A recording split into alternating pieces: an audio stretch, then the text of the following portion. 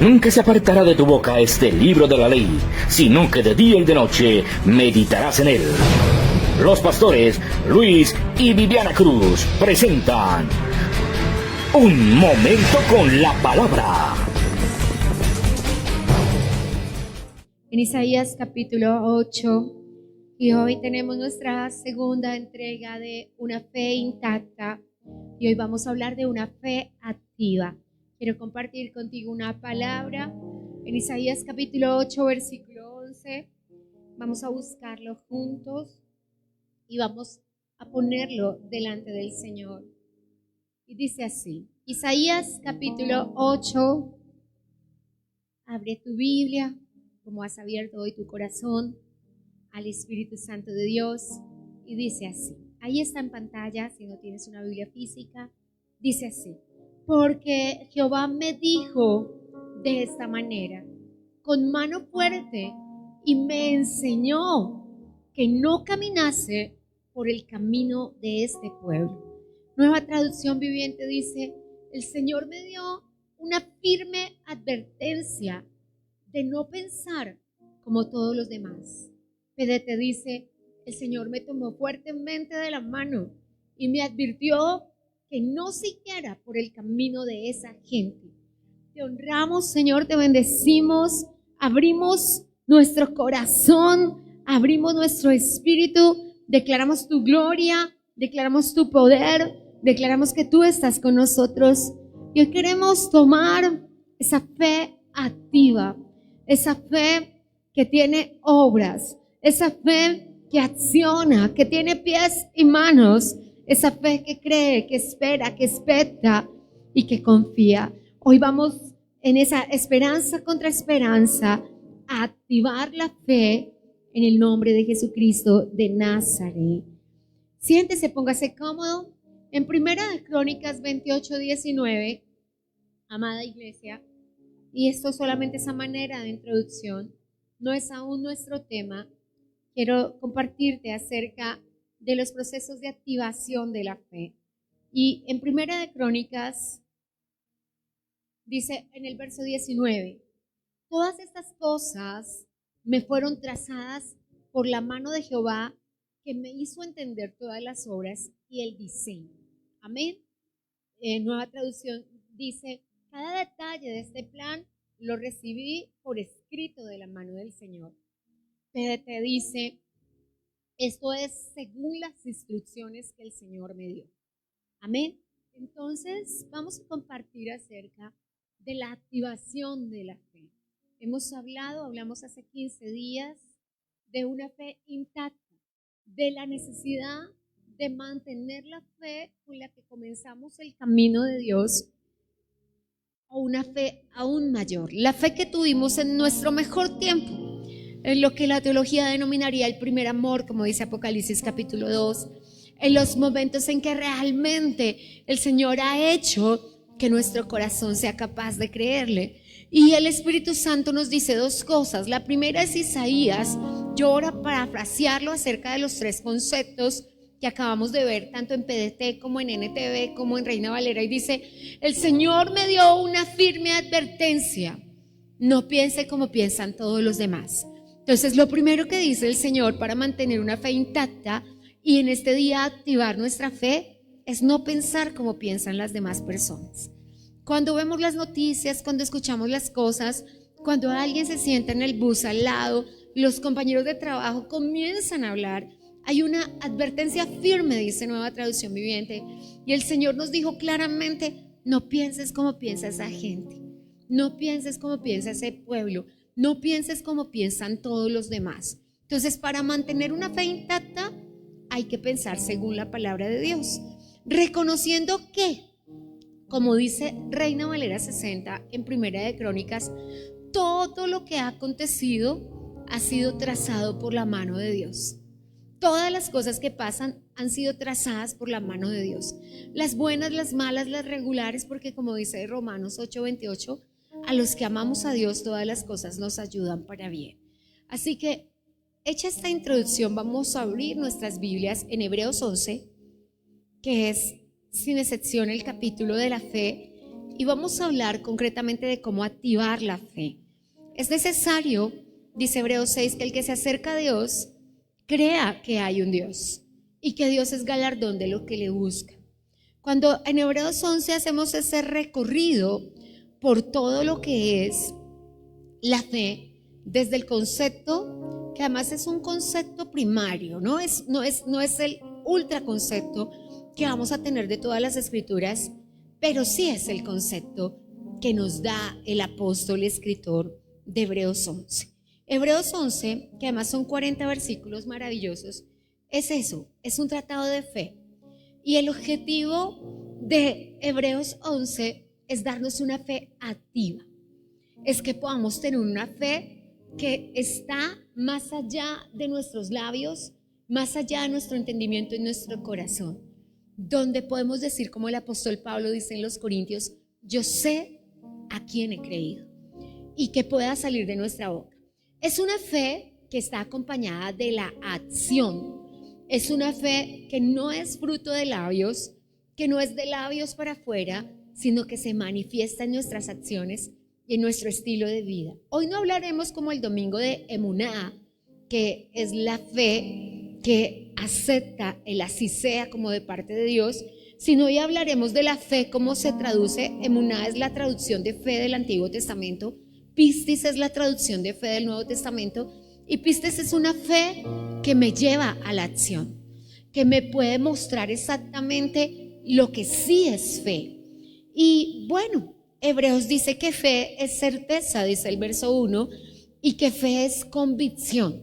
Son dos palabras que no nos hablan de solo anhelar, de solo desear, porque a algunas personas su fe todo se les va en deseos.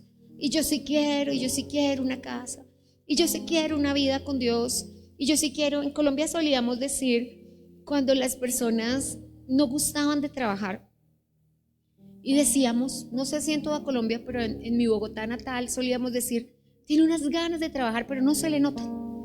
Y solíamos pensarlo por esa falta de accionar el deseo. Y el deseo se acciona cuando no basta solamente anhelar, sino ante lo que el Señor nos pide, ¿qué hacemos nosotros para que eso que el Señor nos está pidiendo, ordenando, mandando, o nosotros mismos estamos deseando, sea una realidad? Entonces, ¿qué nos dice? Verso 2, por ella alcanzaron buen testimonio los antiguos. Entonces, la fe nos impulsa a actuar, y ese actuar es el que va a dar testimonio en el cielo. 3, dice el escritor a las cartas de Juan, son los que dan testimonio en el cielo: el Padre, el Hijo y el Espíritu Santo. En cambio, Hebreos dice que tenemos una nube de testigos que van a testificar acerca de nuestro actuar en fe y de nuestro accionar la fe, ¿cierto? Ya comenzando un poquitico más, dice, por la fe, Noé, por ejemplo, Noé está por allí, por el verso 7, cuando fue advertido por Dios, él construyó un arca. Entonces note que un hombre de fe llamado Noé, que aunque la Biblia no lo llama el padre de la fe, es un señor que por fe empezó a actuar, y su acción fue construir un arca. La fe lo invitó a construir porque él fue advertido de un peligro que era inminente. Y cuando pensamos en la inminencia, pensamos en inmediato. Sin embargo, pasaron 120 años. Y mientras él estaba teniendo un trabajo doble, porque estaba realizando la predicación del evangelio a su generación, la Biblia dice que él es pionero y que fue la persona que les dijo que venía una lluvia. Antes de que Elías dijera una lluvia se oye, el primero que lo dijo fue Noé. Entonces, también nos dice el verso 8 que por la fe Abraham, siendo llamado, obedeció para salir. Y entonces dice, por la fe salió, dejó su comodidad, dejó su casa, dejó su seguridad, dejó su familia, cogió su esposa y sus corotos y su sobrino y se fue, porque la fe le accionó su vida. Y la Biblia nos dice que la fe activa es una fuerza motriz que te hace hacer. Cuando la fe solo te hace pensar, cuando la fe solo te hace ilusionar, pues no es una fe activa. No vamos a decir que no es fe. Cuando una persona dice, algún día yo tendré, si Dios quiere, pues realmente es una fe incipiente, pero no es la fe de la que nos está hablando el Señor. Porque la fe de la que nos está hablando el Señor hizo que las personas obedecieran cosas que uno podría decir como una persona sale y se va, como por ejemplo Abraham. Entonces, la fe activa es una fuerza motriz, es una confianza absoluta en que la persona que me está advirtiendo, por ejemplo en el caso de Noé, dice la Biblia en el verso 5, en el verso 7, cuando léalo conmigo, dice, es muy bello cuando fue advertido por Dios acerca de cosas que nunca habían sucedido. Y fue advertido de que vendría una lluvia.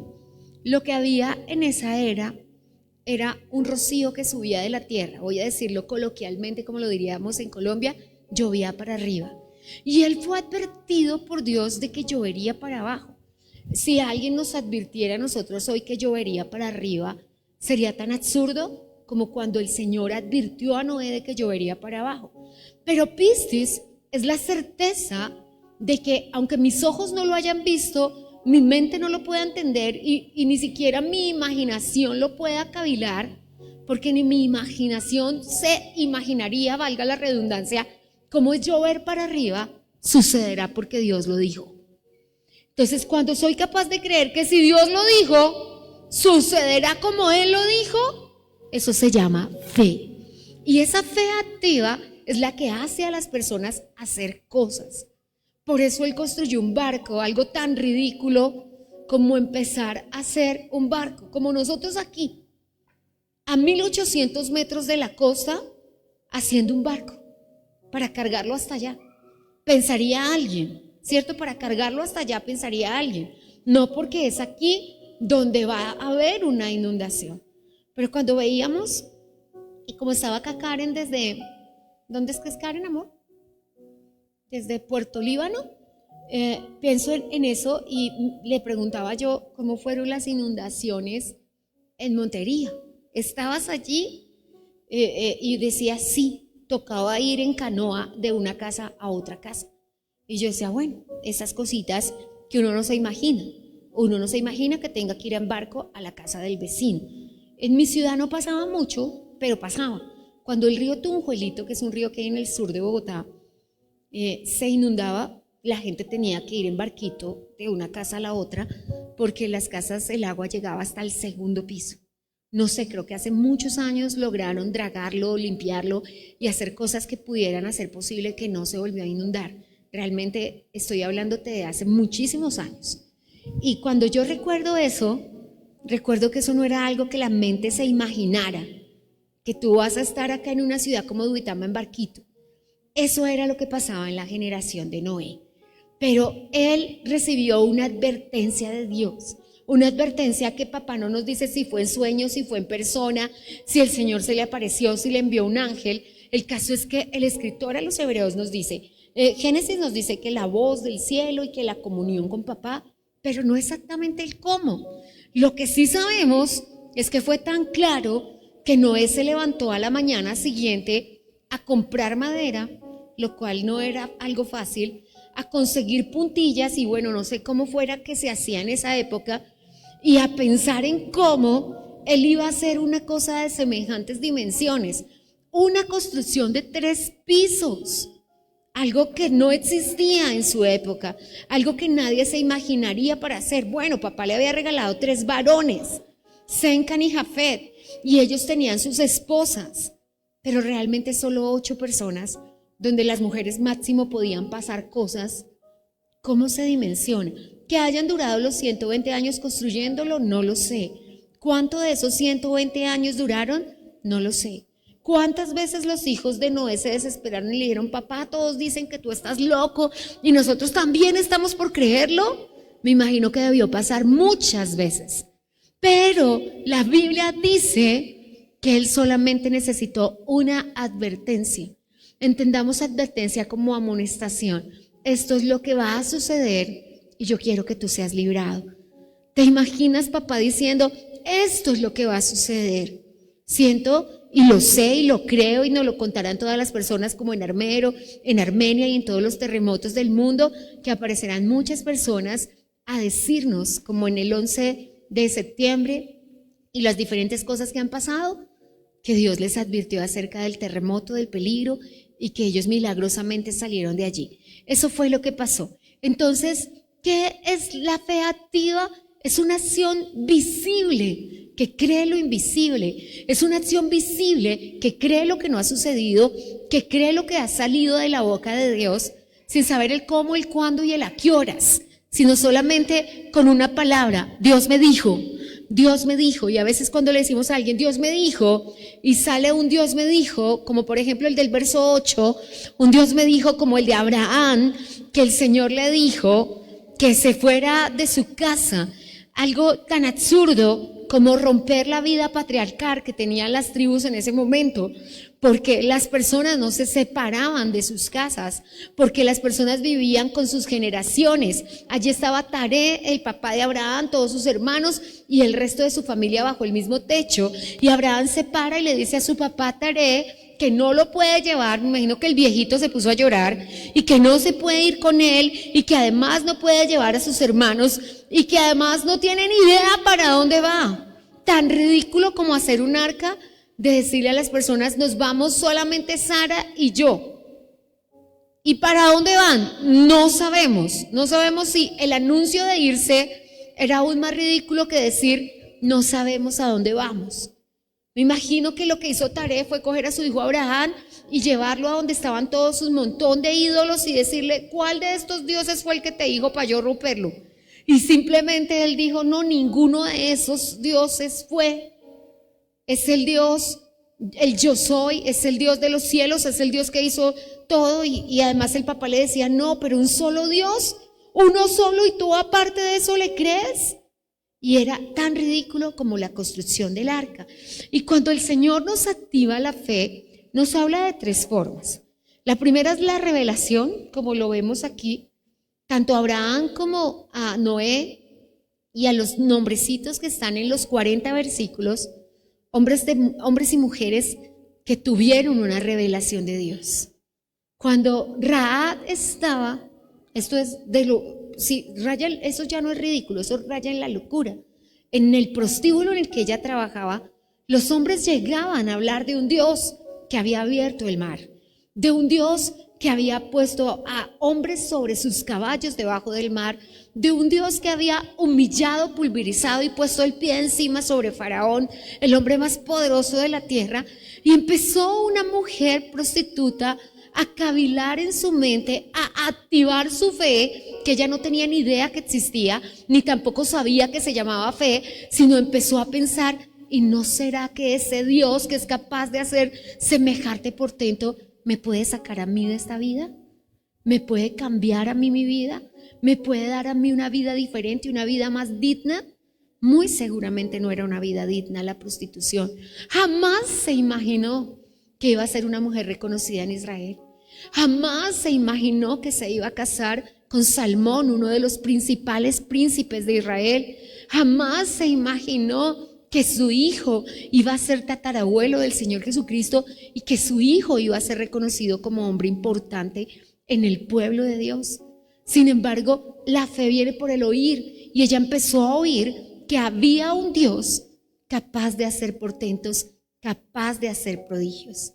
Y cuando llegaron los espías, no los escondió porque eran dos hombres muy grandes y muy apuestos, entre ellos el próximo esposo. No me imagino que cuando vio a Salmón dijo, mire, el padre de mis hijos. No creo que fue las palabras que salieron de Rahab.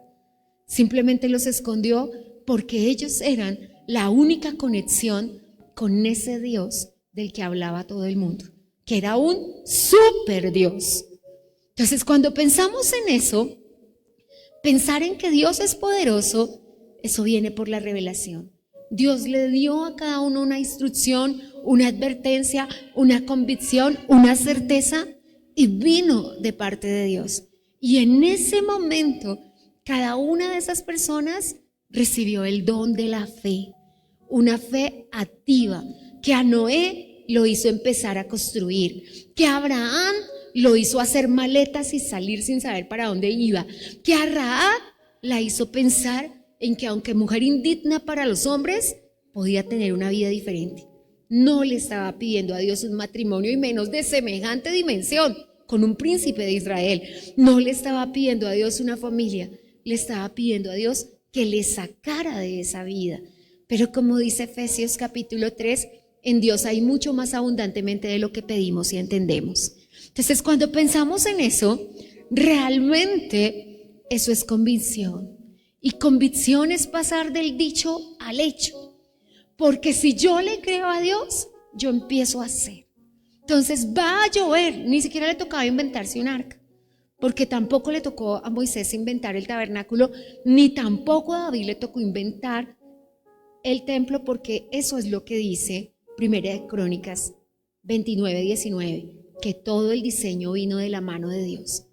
¿Qué fue lo que les tocó recibir? La revelación y creer la revelación. Es lo único que nos toca, creer, porque la fe se activa por la acción.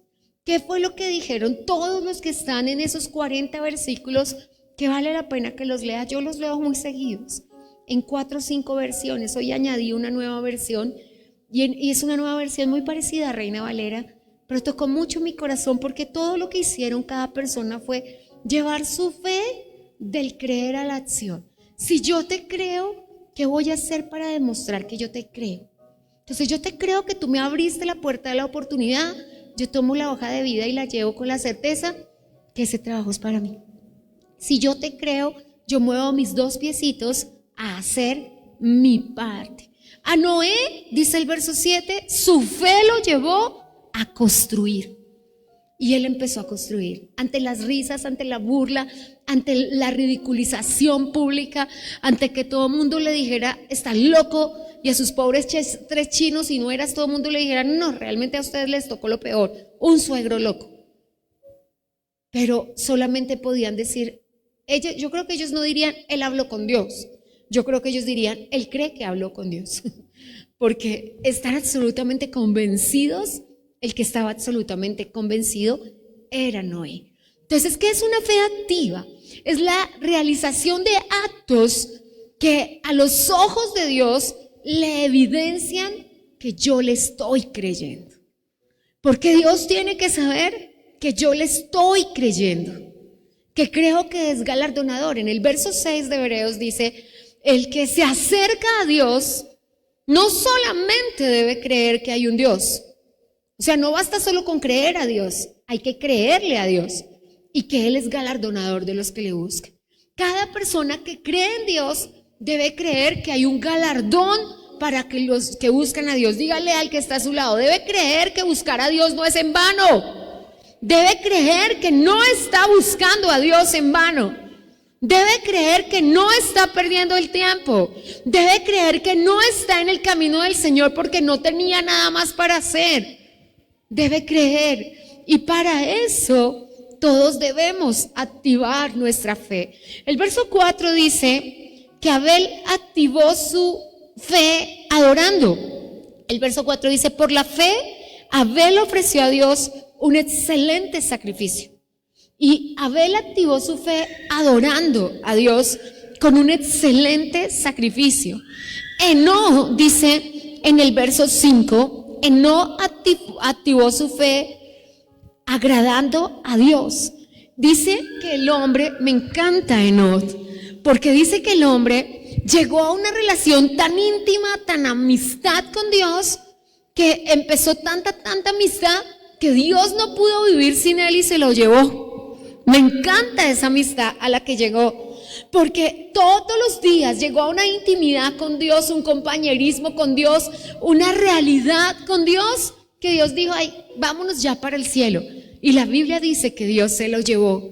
Así que él activó su fe, arreglando, mejorando cada día su relación con Dios. Bueno, ya hablamos de que Noé activó su fe construyendo un arca, preparando un arca. Ya sabemos que Abraham activó su fe movilizándose, empacando su maleta y arrancando. Dios mío, yo pienso en Abraham y digo, No sé quién estaba más loco, si él o su esposa, pero dice el verso 24 que Moisés activó su fe renunciando a la gloria humana, renunciando a ser faraón, renunciando a las comodidades, a la inteligencia, a su estatus. No me imagino, tal vez no dimensionamos, leemos ese verso 24 como, ay, cualquiera haría eso. ¿Cualquiera haría eso? ¿Cualquiera haría eso de ser rico, famoso, poderoso y todo el oso en sentido positivo que exista por ir a ser esclavo? ¿Por ir a aguantarse a unas personas insoportables? ¿Por ir a un desierto a ser pastor de ovejas? Déjeme decirle que no sé quién tiene más fe. Si quien lo deja todo, si quien no tiene nada para dejar.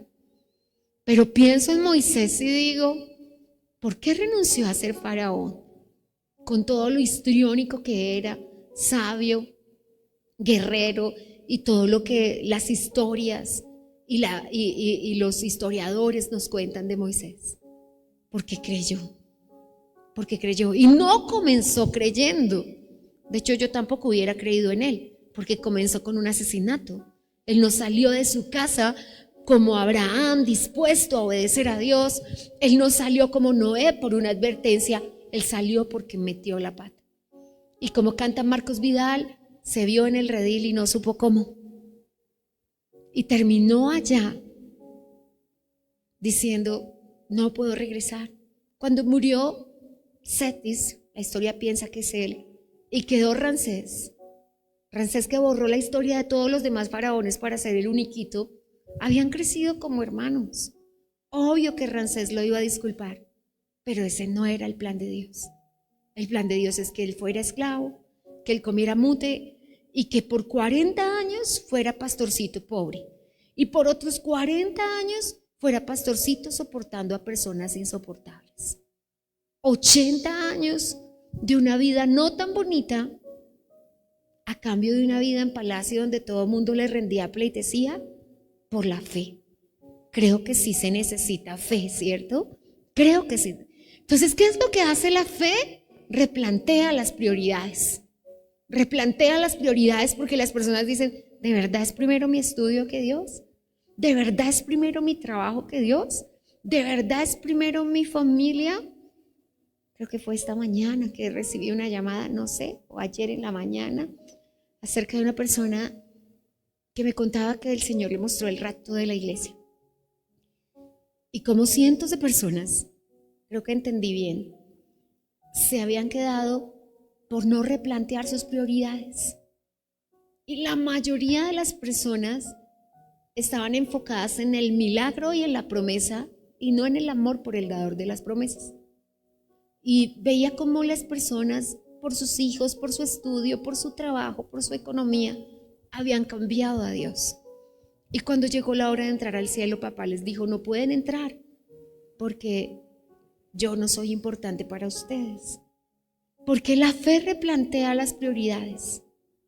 Abraham dijo, no me importa perder a mi familia, me voy. Noé dijo, no me importa que todo el mundo se burle de mí, yo voy a construir esa arca.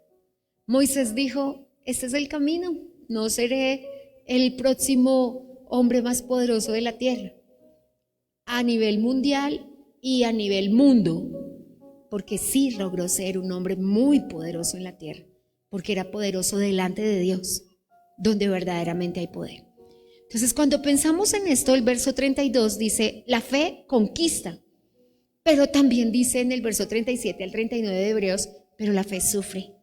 Y cuando pienso en lo que la fe conquista, el verso 32 dice así, y perdóneme que salte todos esos versículos, pero es imposible predicar en una sola noche Hebreos 11, solo quiero dejar unos parámetros en tu corazón de lo que es fe y de lo que la fe activa.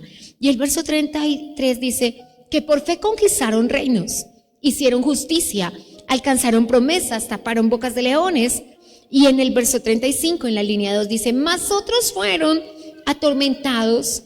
En el verso 33, otros experimentaron vituperios.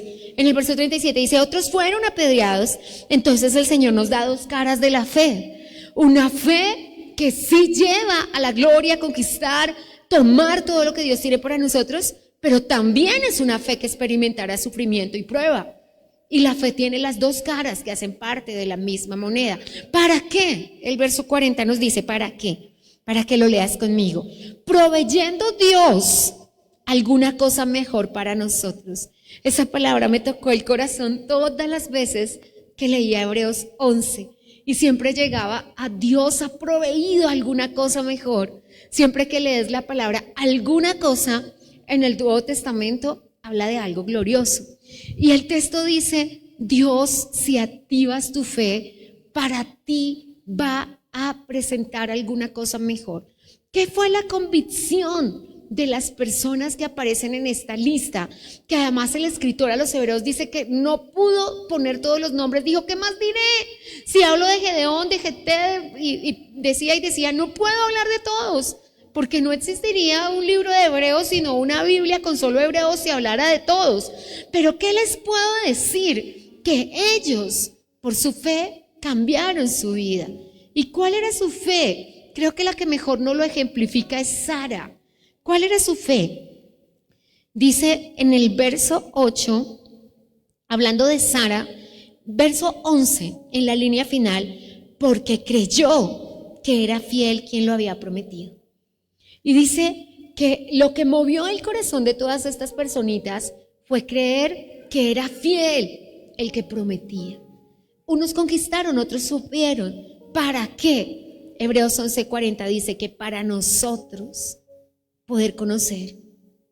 La lógica de todas estas personas es que Dios puede hacerlo. ¿Qué los movía? ¿Qué los hacía tener fe? Poder decir, Él puede hacerlo. La lógica que venía a su corazón a la hora de dejar su casa, de dejar su trabajo, de dejar su comodidad, de dejar su todo, es por Dios.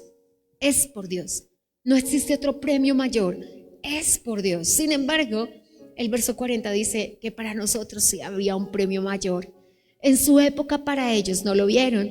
De hecho, estas personitas, algunas no alcanzaron la promesa. Pero ¿sabe cuál era el común denominador? Amaron más al Dios de las promesas que a la promesa. Esto yo lo resumo en Daniel 3, donde Misaías, Azarías y su otro amigo, Ananías, le dijeron a Nabucodonosor, sepa, rey, que Dios nos puede librar, pero si no nos libra no hay problema, lo seguimos amando.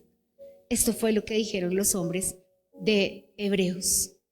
Puede que Dios nos dé lo que nos prometió, pero si no nos lo promete y el que lo prometió no lo hace en esta vida, lo hará en los cielos, pero lo hará. Fue lo que creyó Abraham cuando dijo, ay, si el Señor me permite matar a Isaac, es porque Él tendrá planeado resucitarlo y porque Él es poderoso para resucitarlo.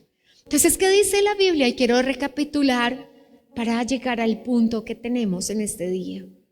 Dios está buscando una iglesia que tenga una fe que tiene claras las prioridades, que tenga una fe que sepa cuál es su primero y que con Dios no hay segundos, y que tenga una fe que sepa qué es lo mejor. El verso dice, en el verso 40, proveyendo Dios alguna cosa mejor. ¿Qué es lo mejor de lo que habla Hebreos 11? La persona del Señor Jesucristo. Eso es lo mejor.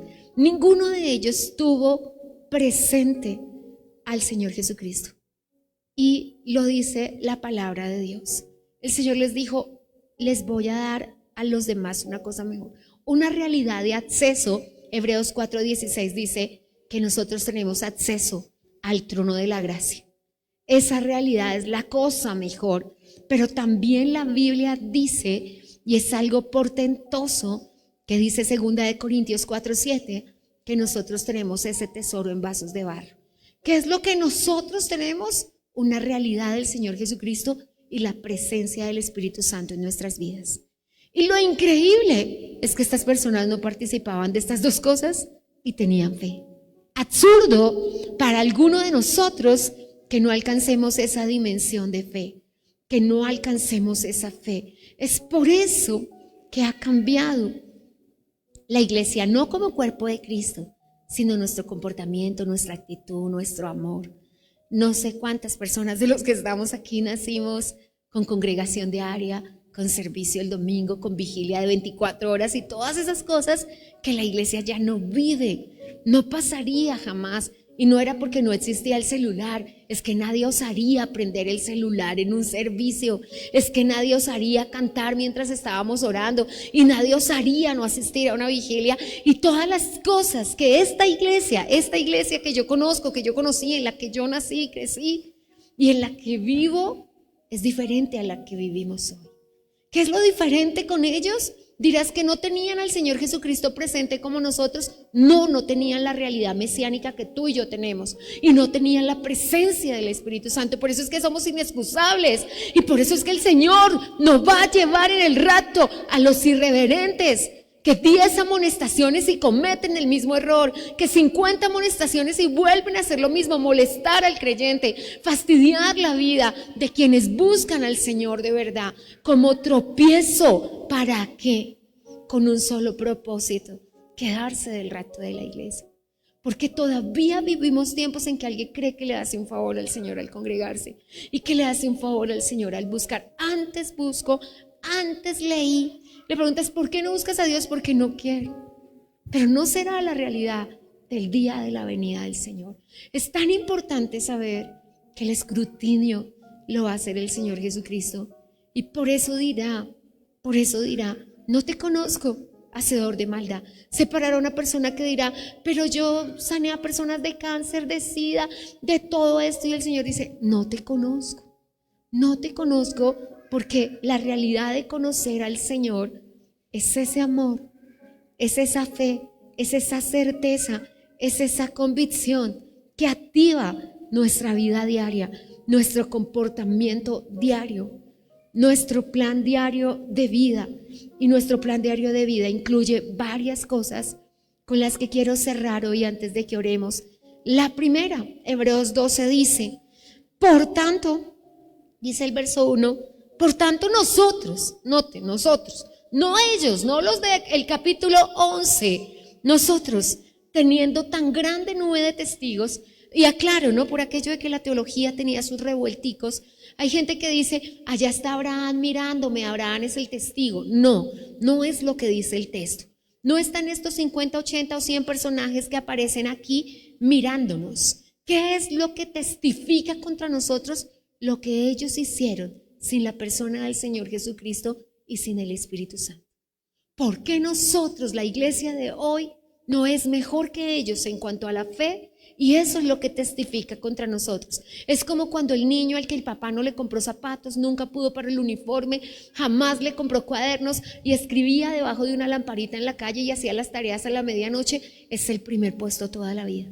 Eso testifica contra aquellos niños que su papá les compra a todos y no cambian, y no estudian, y no hacen tareas, y pierden años. Eso es lo que dice el texto. Cómo las condiciones espirituales de estas personas testifican contra nosotros. Y eso es lo que dice el Señor al hablar de la nube de testigos. La nube de testigos nuestra. Que soy pastor, se me exigen unas cosas como pastor. Que soy servidor, por levantarme de una silla se me exigen unas cosas como servidor. Y que soy, sí, que no quiero hacerlas, que no me parecen, que así no me gusta, no debo ser servidor. Porque si algo no me gusta, no debo hacerlo, porque hay una nube de testigos que me están mirando. Porque represento a la sangre del Cordero y represento lo que es el servicio. Y tengo que mostrarme como el Señor quiere. Entonces, ¿cómo el Señor quiere? El verso 1 del capítulo 12 lo dice.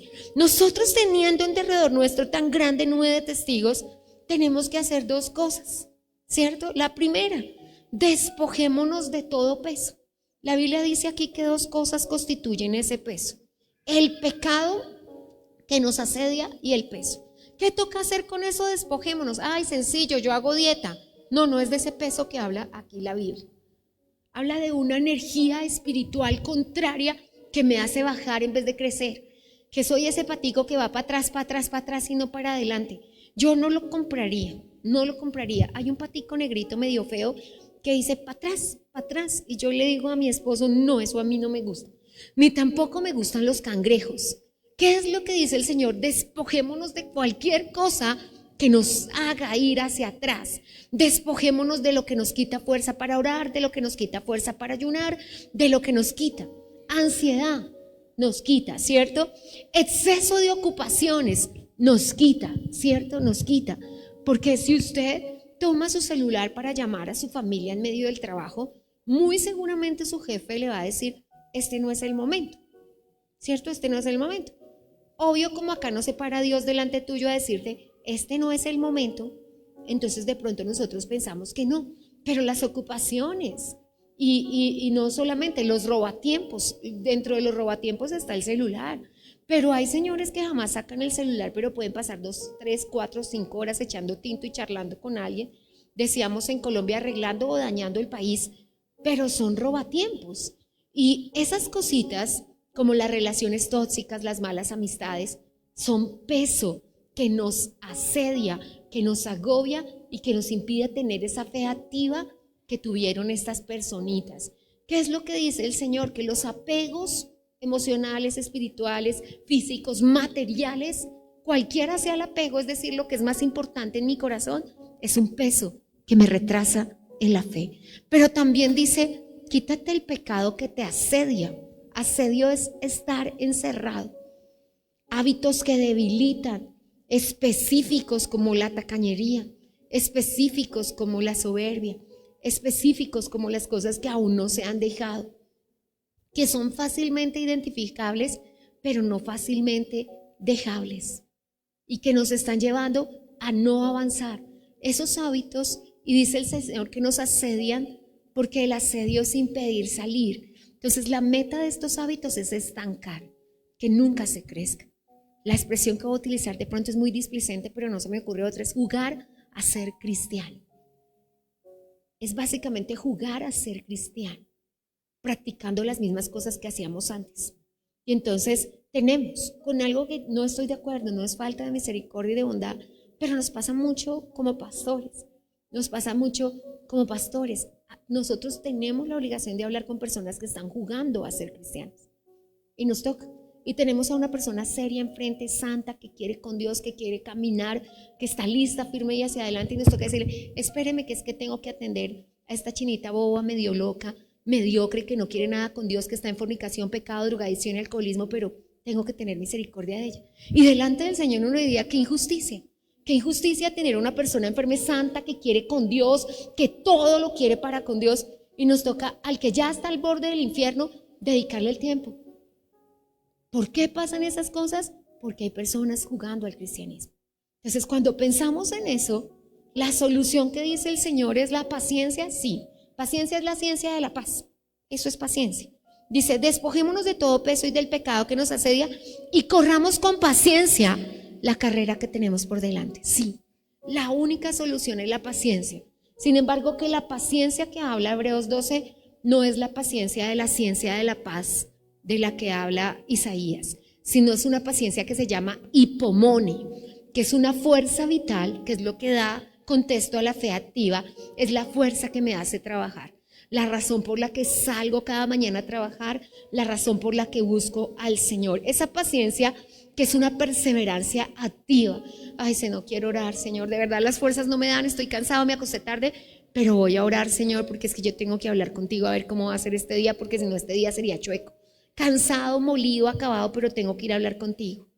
Y la gran solución, la victoria total para activar la fe, con la que cierro en esta hora, el verso 2 del capítulo 12 dice, puestos los ojos en Jesús. Me encanta la frase, autor y consumador. Entonces, la única forma de realizar esa paciencia, de tomar esa fe, de no seguir jugando al cristianismo, sino ser cristianos verdaderos, ser cristianos donde se acabe el trencito, donde se acabe el carrito. Hoy usted me hubiera conocido cuando yo ayunaba harto. Usted me hubiera conocido cuando oraba. Y ojalá pues no pasemos por la pena, más bien vergüenza ridícula de pararnos frente a alguien y decirle, nosotros ayunábamos porque nos invitaban a ayunar, nosotros orábamos porque ojalá jamás reconozcamos una bajeza y vejamen delante del Espíritu Santo, como que no lo hicimos por amor, no lo hicimos por convicción, no lo hicimos por fe, sino que lo hicimos porque alguien nos hizo. Porque si nuestra convicción no viene del Espíritu Santo, no es real. Y sería vergonzoso que le dijéramos a alguien, y mire, yo tocaba a alguien y era sanado, y yo oraba y pasaba. porque no somos carritos varados.